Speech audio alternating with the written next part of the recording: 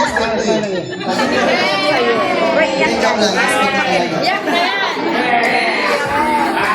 Medyo sila kami sa ni nanay kasi sinabi ko sa kanya na parang ayoko ng ganito. Kasi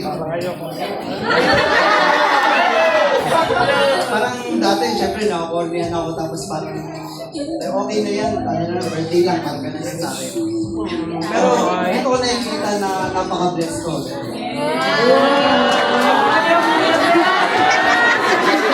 Artiyan, may pinagunahan.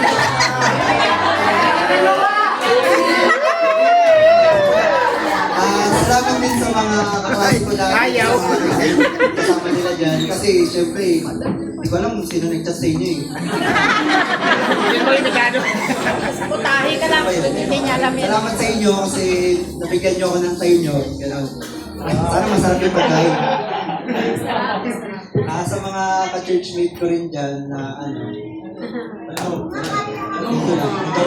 maraming salamat sa inyo sa pagsuporta at sa pag-guide sa akin sa music ministry. Pati sa simbahan na siyempre, mga bagay natin hindi nasasabi ay sa atin. Ayun, salamat. Sa mga pamangkin ko, sa mga pamangkin nila natin, mga bisita pa nila. Kayo, nagdag niyo ako, hindi joke lang. Salamat sa inyo kasi kahit pa paano kayo, pihira na lang tayo magsama-sama. Gano'n.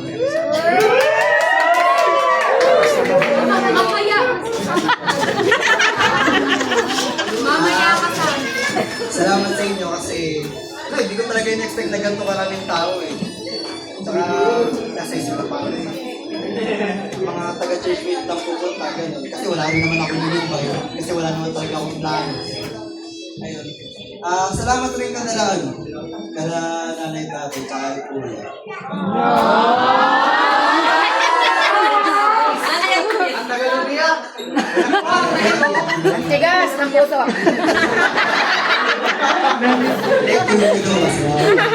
Ako kanina pa umiiyak ha. Salamat sa kanila kasi kahit pa paano, hindi ko nila nakapakita rin yung pagmamahal ko.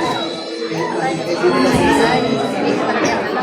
Salamat rin kay kuya kasi ito, nag-ipon talaga ako eh. Ay, pinahiram na niya sa'yo yan. Huwag ka. Tsaka, yung tinanong niya ako na parang birthday ko, tinanong niya ano daw gusto ko.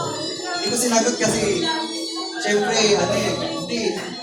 Siya na nagbabayad ng tuition ko, kaya sabi